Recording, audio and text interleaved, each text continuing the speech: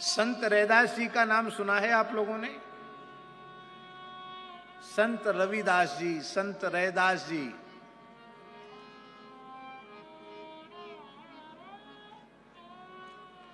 भारतवर्ष के एक अनुपम संत, जिनका जन्म चर्मकार कुल में हुआ था।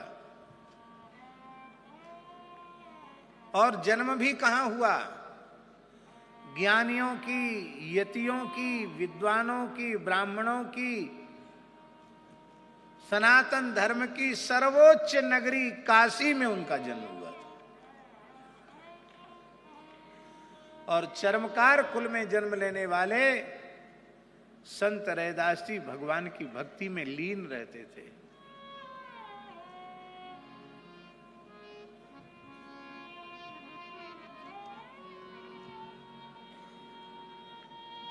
रोज 3 बजे, प्रातःकाल 3 बजे, ठीक 3 बजे पंचगंगा घाट पर श्री गंगा जी में गोता लगा लेते थे रैदास जी। कीर्तन करते हुए जाते, कीर्तन करते हुए आते, और जूती गांठ करके अपनी गुजर बसर करते, एकदम सामान्य तरीके से। एक दिन गंगा जी की रज में उनको गोल मटोल एक पत्थर मिल गया, शिला मिल गई। उन्होंने सोचा यही भगवान है मेरे, कण कण में तो भगवान है ही है। उस गोल मटोल श्याम वर्ण की शिला को लेकर वे अपने घर आ गए, और स्वयं तो नीम के वृक्ष के नीचे रहते थे, और अब ठाकुर जी आ गए तो उनके लिए तो कुछ न कुछ छाया वाली जगह होनी चाहिए। एक झोपड़ी बना दी, उसी में अपने ठाकुर जी को पधरा दिया, सेवा करने लगे। लोगों में चर्चा का विषय छिड़ गया, अरे महाराज चर्मकार होकर तिलक लगाता है तो भगवान की पूजा भी करने लग गया। और इतना विरोध शुरू हो गया रैदास जी की पूजा का कि काशी नरेश के कान भरे गए। काशी नरेश से कहा गया, महाराज काशी में अधर्म हो रहा है, रैदास चर्मकार कुल में उत्पन्न हुआ है, वो भगवान की पूजा करता है। जानते हो इसका परिणाम क्या होगा? त्रीणि तत्र भवन्त्येव दुर्भिक्षम मरणम भयम, या तो अकाल पड़ जाएगा, या महामारी फैल जाएगी, या कोई भयंकर भीषण भयकारी विप्लवकारी घटना घटेगी जो आपके संभालने से भी संभलेगी नहीं। राजा भी घबरा गया। बहुत ध्यान से सुने, हम प्राप्ता का स्वरूप बता रहे हैं। जीव भले ही वो चाहे जितने निम्न कुल में पैदा हुआ हो, यदि साधन में लगा है तो भगवत प्राप्ति होनी है, अवश्य होनी है। राजा ने दरबार में बुलाया, बोले भाई हमने सुना है कि तुम भगवान की पूजा करते हो।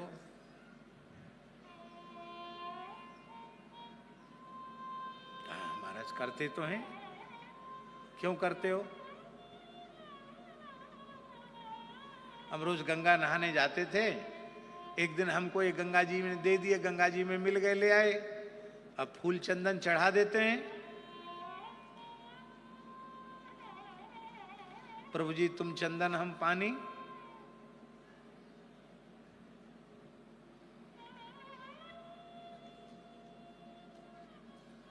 हम कहीं किसी मठ मंदिर की मर्यादा को भंग तो नहीं कर रहे हैं।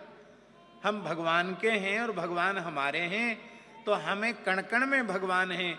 हमने किसी शिला में भगवान को स्वीकार कर लिया और वहां हम सेवा करते हैं, तो इसमें आप लोगों को इतनी परेशानी नहीं होनी चाहिए। ब्राह्मणों का नहीं नहीं बिल्कुल नहीं, तुम नहीं कर सकते पूजा, तुम्हारे इस जाति में जन्म हुआ है, तुम पूजा के अधिकारी नहीं हो। ये सब भगवान की लीला है, इसमें रैदास जी कारण नहीं है। भगवान रैदास जी की महिमा को उजागर करना चाहते हैं। राजा ने फैसला दिया, काशी नरेश ने, ये ठाकुर जी रख देते हैं रैदास जी के सिंहासन पर, और पहले मौका मिलेगा ब्राह्मणों को वेद मंत्र पाठ करके ब्राह्मण बुलावें जिसके बुलाने से ठाकुर जी चल के आ जाएं उसको पूजा का अधिकार है, और जिसके बुलाने से नहीं आवे उसको पूजा का अधिकार नहीं है।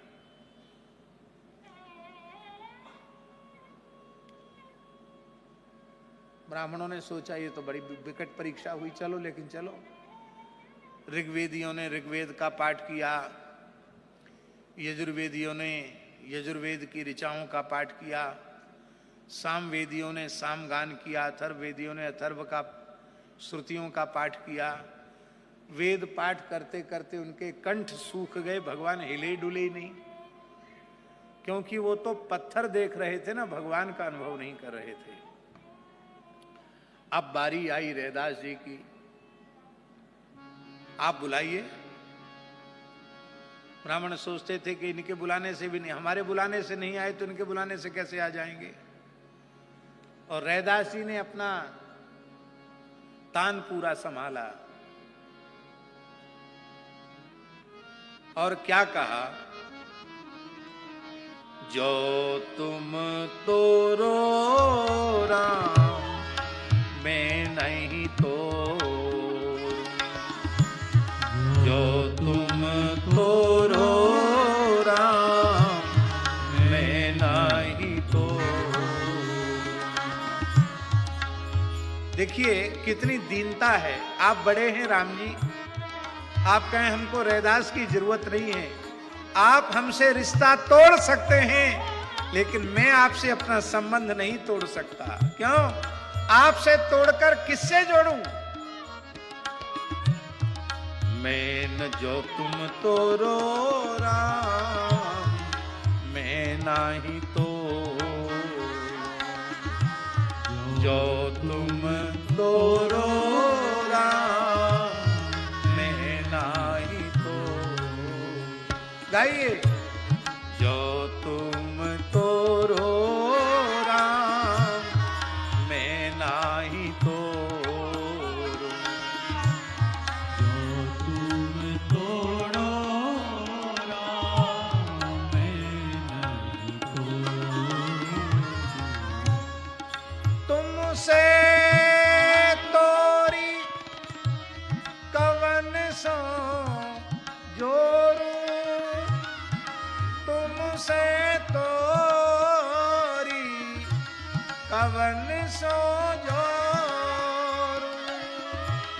तुमसे तोरी कवन सो जोड़ू, तुमसे तोरी कवन सो जोड़ू, जो तुम तोरो राम मैं नाही तो, जो तुम तोरो राम मैं नाही तो।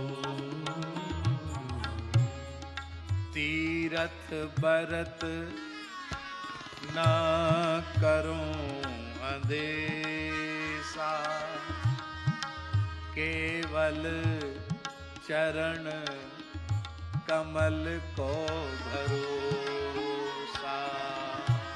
तीरथ बरत न करूं अंदेशा, केवल चरण कमल को भरोसा। मैं कोई तीर्थ भी नहीं किया है, मैंने कोई व्रत उपवास तपस्या भी नहीं की है, मैंने कोई दान पुण्य भी नहीं किया है। हे प्रभु, मेरे पास कोई साधन का बल नहीं है, मेरे पास तो केवल आपके चरण कमलों की भक्ति का बल है। जो तुम तो रो राम मैं नाही तो, जो तुम तोड़ो राम मैं नहीं तो।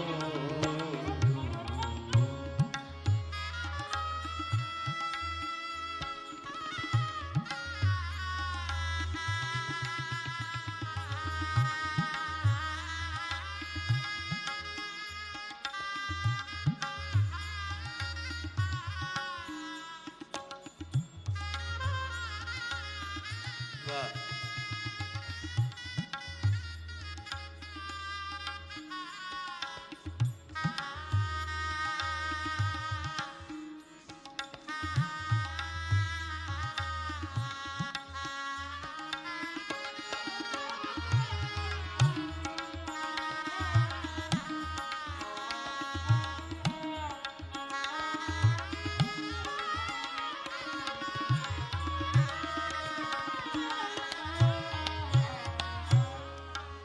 बड़ी विचित्र बात है।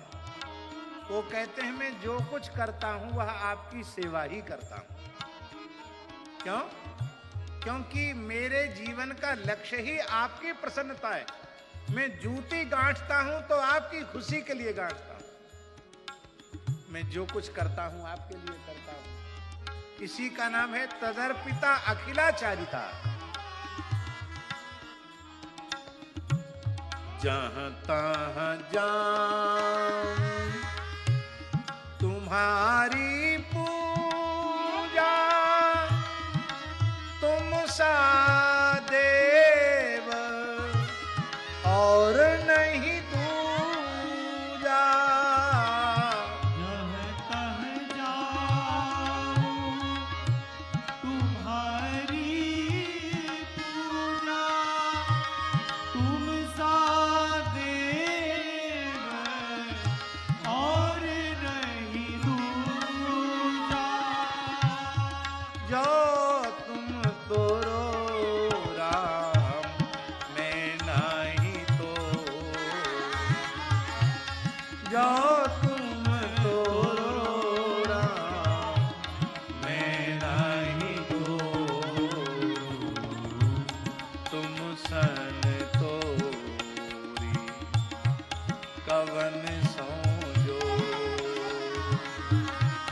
तुम सन तोरी कवन सोजो। एक बात है, रैदास जी कह रहे हैं मैंने अपने मन को हरि से जोड़ दिया है। और ये बात तो कोई नई बात नहीं है। हम आप सभी लोग कहते हैं हमने अपने आप को, अपने मन को भगवान से जोड़ दिया। लेकिन आगे की जो बात रैदास जी कह रहे हैं वो कहने की हिम्मत सबको नहीं है। वो कहते हैं हमने अपने मन को हरि से जोड़ दिया है और बाकी सबसे तोड़ दिया है। मैं अपनो मन हरि सो जोर्यो, हरि सो जोरी सवनि सो तोर्यो। मैं अपनो मन हरि सो जोड़्यो, हरि सो जोड़ी सवनि सो तोड़्यो। जो तुम तोरो राम मैं नहीं तो, जो तुम तोड़ो राम मैं नहीं तो।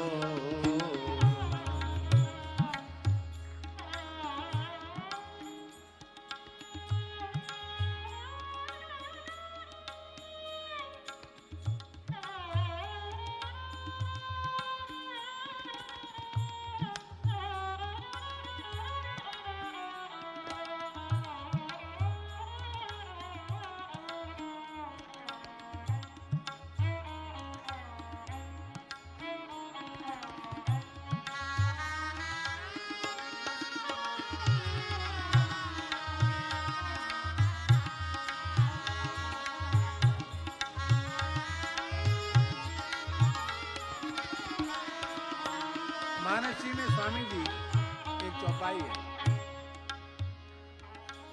मोर दास कहाय नर आशा करे तो कहो कहा विश्वासा। भगवान का दास बनकर संसार से आस करे धिक्कार है। रैदास जी कहते हैं सब ही प्रहर तुम्हारी आशा, सब ही प्रहर। तुम्हारी आशा मन क्रम बचन कहत रैदासा। मन क्रम वचन कहत रैदासा। जो तुम तोरो राम मैं नाही तो। जो तुम तोड़ो मैं नहीं रो रहे हैं, गा रहे हैं रैदास जी। और महाराज जी अंत में तो रैदास जी ने कहा, आहा, बड़ी प्यारी पंक्ति है रैदास जी की। वो कहते हैं पतित पावन नाम आज सांच कीजिए। विलंब छाणी आइए कि तो बुलाय लीजिए। हे प्रभु, वैकुंठ गोलोक साकेत में पतित पावन नाम सत्य नहीं हो सकता। ये तो आपका धरती पर अवतार लेने पर ही नाम सत्य होता है। आज रैदास जैसा पतित आपके सामने है, इसको अपनी छाती से लगाकर अपना पतित पावन नाम सत्य कर दीजिए। और यदि आपको आने में शर्म संकोच लगता है तो इशारा कीजिए, मैं उछलकर आपकी गोद में आ जाऊं। मैं आपके बिना जी नहीं सकता। और महाराज जी भक्ति काल की वह एक अनुपम घटना है। काशी के बड़े बड़े वैदिक विद्वानों के बीच में ठाकुर जी का सिंहासन स्वयं चलकर आया और ठाकुर जी रैदास जी की छाती से लग गए। महाराज ब्राह्मण भी नतमस्तक हो गए और राजा भी चरणों में नतमस्तक हो गया। रैदास जी आप सच्चे संत हैं।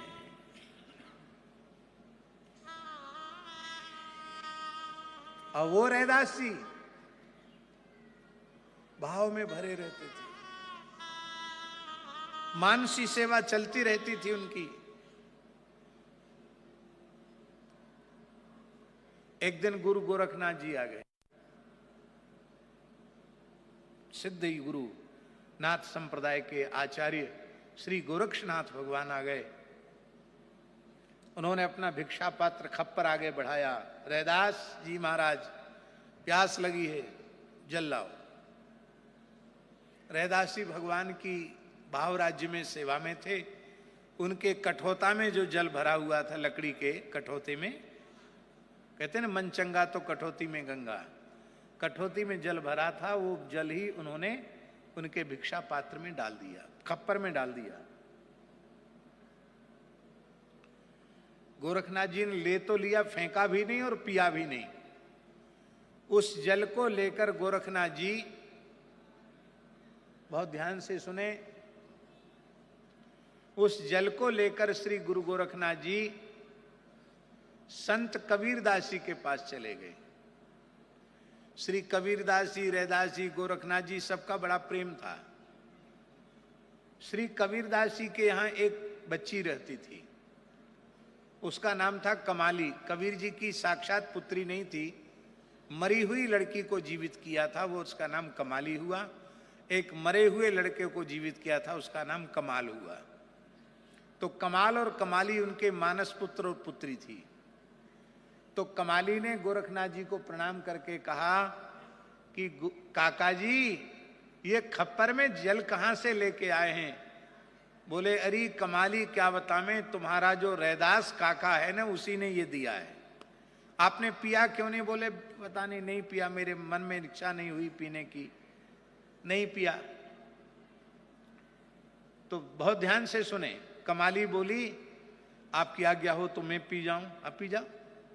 कमाली पी गई और उनके खप्पर को दूसरे पवित्र गंगा जल से भर दिया गया। गोरखनाथ जी ने गंगा जल पिया। कालांतर में उस कमाली का विवाह मुल्तान में हुआ, जो दुर्भाग्य से इस समय पाकिस्तान में है। भगवान नृसिंह की प्राकट्य भूमि है मुल्तान। सनातन धर्म का बहुत बड़ा केंद्र रहा है किसी समय में मुल्तान। मुल्तान में ब्याही गई कमाली और नाथ मत का प्रचार करते हुए, सनातन धर्म का प्रचार करते हुए गुरु गोरखनाथ जी मुल्तान पहुंचे।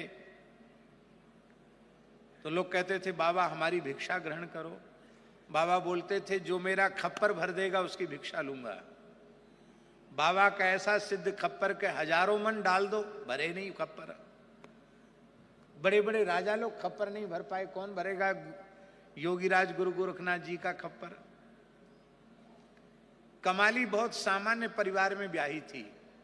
कमाली ने अपने पति से कहा कि बाबा जी को न्योता कर दो ना।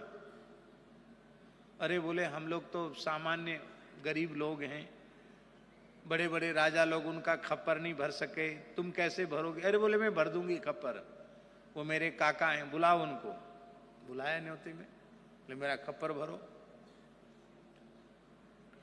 एक चम्मच भात से, बहुत ध्यान से सुने, एक चम्मच भात से खप्पर भर दिया और भर ही नहीं दिया, खप्पर पूरा एक चम्मच भात से भर गया और इतना भर गया कि बिखर गया, नीचे गिरने लग गया।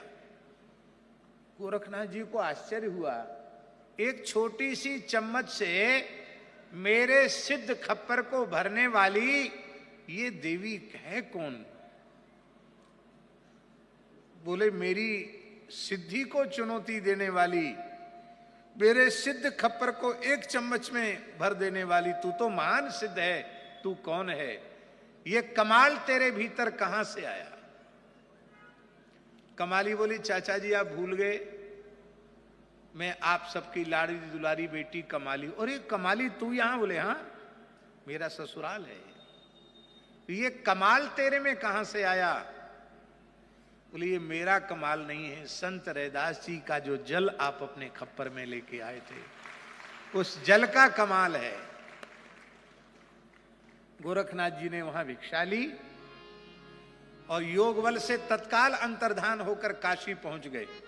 फिर खप्पर रैदास जी के सामने किया, लाओ रैदास जी प्यास लगी है, पानी वहां, भोजन वहां किया है, जल यहां पिएंगे, लाओ भरो खप्पर। रैदास जी ने कहा प्याते थे तब पिया नहीं। आप समझ रहे हैं ना भाषा, प्याते माने पिलाते थे, प्याते थे तब पिया नहीं, जिन पिया पिया को जान लिया। प्याते थे तब पिया नहीं, जिन पिया पिया को जान लिया। भूला जोगी फिरे दीवाना, वह पानी मुल्तान गया। अब वो यहां नहीं है, वो पानी मुल्तान चला गया है। आप कहेंगे ये प्रसंग सुनाने का तुक क्या है। ये तुक यही है, जन्म लाभ परः पुंसाम अंते नारायण स्मृति। प्राप्ता जीव का स्वरूप है। आप ब्राह्मण कुल में उत्पन्न हुए हैं या चांडाल कुल में उत्पन्न हुए हैं, इससे कोई लेना देना नहीं। यदि ईमानदारी से भगवत शरणागत होकर आप भजन में लगे हुए हैं तो आपका उसी जन्म में उसी शरीर से परम कल्याण हो जाएगा। जो प्रभु श्री राम गीध को अपना पिता कहने के लिए, पिता का आदर देने के लिए तैयार हैं, जो सबरी को अपनी मां कहने के लिए तैयार हैं, उसका आतिथ्य स्वीकार करने वाले हैं, जो निषाद राज को अपनी छाती से लगाने वाले हैं, जो केवट को अपना मित्र कहने वाले हैं, वो भगवान आपको अपनी शरण में नहीं लेंगे क्या। ईमानदारी से भगवत वर्ण धर्म आश्रम धर्म का यथावत श्रद्धा पूर्वक पालन करते हुए आप भगवान के चरणों में समर्पित हो जाइए, आपका परम कल्याण होगा। इसलिए प्राप्ता जीव है और उस जीव का स्वरूप है कि वो जब चाहे तब भगवान को प्राप्त कर ले। स्वामी जी बड़ी विचित्र बात है, संसार की वस्तुएं चाहने से नहीं मिलती, उनमें प्रारब्ध और पुरुषार्थ दोनों का सहकार जरूरी है, पर भगवान केवल चाहने से मिल जाते हैं, इससे अधिक सुलभ और क्या होगा। इसलिए भगवान ने अपने को सुलभ कहा गीता में, तस्याहम सुलभ पार्थ नित्य युक्तस्य योगिना। मैं सुलभ हूं, पर भगवान को सुलभ बनाने वाले महात्मा दुर्लभ हैं। वासुदेवा सर्वमिति स महात्मा दुर्लभा नहीं सुदुर्लभा। सर्वत्र भगवत दृष्टि देने वाले संत दुर्लभ हैं। प्राप्य परमात्मा, प्राप्ता जीव, वो स्त्री हो, पुरुष हो, ब्राह्मण हो, क्षत्रिय हो, वैश्य हो, शूद्र हो, कोई हो, प्रत्येक जीव भगवत प्राप्ति का अधिकारी है। तीसरा प्रश्न है, प्राप्ति का उपाय। प्राप्य परमात्मा है और प्राप्ता जीव है, तो प्राप्य परमात्मा की प्राप्ति क्यों नहीं हुई? क्योंकि हमको उपाय नहीं मिला। उपाय माने साधन। उपाय क्या है? उपाय अधिकारी भेद से है। कोई ज्ञान योग का अधिकारी है, कोई निष्काम कर्मयोग का अधिकारी है, कोई भक्ति योग का अधिकारी है, कोई अष्टांग योग का अधिकारी है। आप अपने पूर्व संस्कारों के अनुसार अपने मार्ग को निश्चित कीजिए और उस मार्ग पर दृढ़ता पूर्वक चलिए। अब एक बात और हम कहने जा रहे हैं, हमारे जैसा कोई घोर आलसी प्रमादी जीव विचार करने लगे कि न मैं ज्ञान योग का अधिकारी, न भक्ति योग का अधिकारी, न अष्टांग योग का अधिकारी, न कर्म योग का अधिकारी, तो मैं क्या करूं? मैं भी अपना कल्याण तो चाहता हूं, मैं क्या करूं? तो हमारे जैसे जो लोग हैं उनके कल्याण का भी साधन है, प्राप्ति का उपाय। वो क्या है? नाम योग। उसका नाम है नाम योग। स्वाद आवे या ना आवे, मन लगे न लगे, जिह्वा से केवल राम राम राम राम राम राम राम राम राम राम राम राम राम राम राम राम रट लगा दो। राम नाम का आश्रय ले लो, ज्ञान भी सिद्ध हो जाएगा, कर्म भी सिद्ध हो जाएगी, भक्ति भी सिद्ध हो जाएगी। प्राप्ति का साधन। इसलिए प्राप्ति का सबसे श्रेष्ठ साधन भगवान नाम है। ध्रुव सगलान जप्यो हरि नामू, पावा अचल अनुपम ठाऊं। आज तक जिस किसी ने भी भगवान को प्राप्त किया है, केवल नाम के सहारे प्राप्त किया है। कितने हो गए? प्राप्य, प्राप्ता, प्राप्ति का उपाय। चौथी चीज और बड़ी महत्वपूर्ण है, प्राप्ति का विरोधी।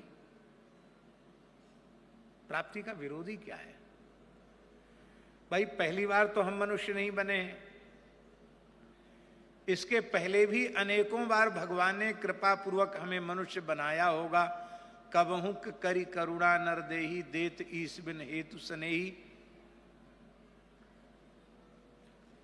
तो आखिर हम कृतार्थ क्यों नहीं हो सके? कृतार्थ हो गए होते तो वर्तमान जन्म ही नहीं होता। वर्तमान जन्म प्रमाणित कर रहा है कि अब तक तुम अकृतार्थ बने हुए हो।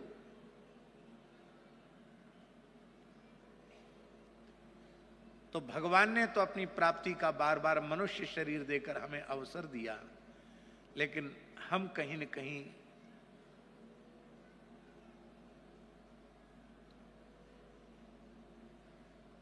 भगवत प्राप्ति के अलभ्य लाभ से वंचित रह गए। क्यों? प्राप्ति का विरोधी।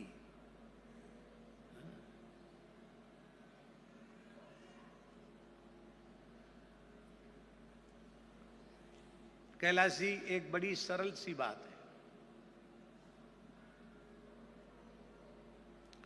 आपके घर की टंकी में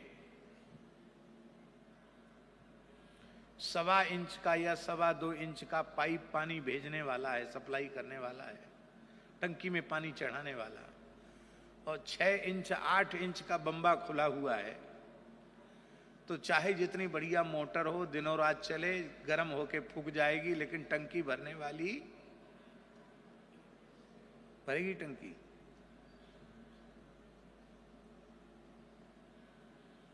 पहले उसका छिद्र बंद करना पड़ेगा।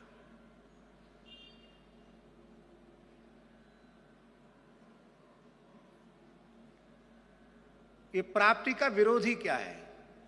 प्राप्ति का विरोधी है तजोमन हरि विमुखन को संग, जिनके संग कुमति मति उपजय परत भजन में भंग, तजोमन हरि विमुखन को संग। गोस्वामी जी कहते बरभल वास नरक कर ताता, दुष्ट संग जनि देहि विधाता। नारद जी कहते दुस्संगस्तु सर्वथा त्याज्य। प्राप्ति का विरोधी है कुसंग। कुसंग क्या है? बहुत विस्तृत चर्चा है, लेकिन उसकी संक्षिप्त सरल व्याख्या हम प्रस्तुत कर रहे हैं। श्रद्धा शून्य व्यक्ति का संग कुसंग है और श्रद्धावान व्यक्ति का संग सत्संग है।